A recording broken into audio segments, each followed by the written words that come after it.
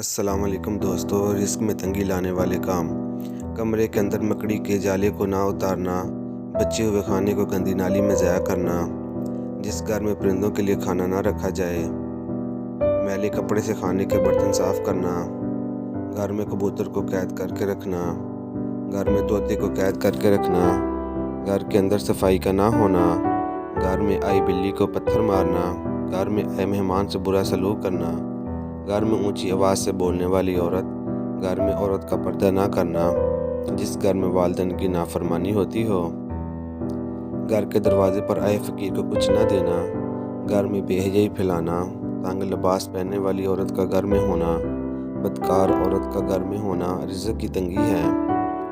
شوہر کی نافرمانی کرنے والی عورت کا گھر میں ہونا، بد اخلاق بیوی کا بھی گھر میں ہونا رزق کی تنگی ہے، نئے لباس کو ضائع کرنا، نعمت پر اللہ کا شکر ادا نہ کرنا، رزق کی بے حرمتی کرنے سے رزق کم ہوتا ہے،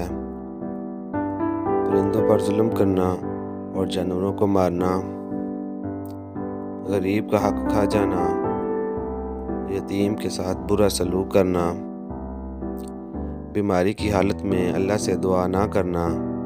پانی پینے کے بعد اللہ تعالیٰ کا شکر ادا نہ کرنا، کھانے والے کپڑے سے ہاتھ صاف نہ کرنا۔ شکریہ دوستو۔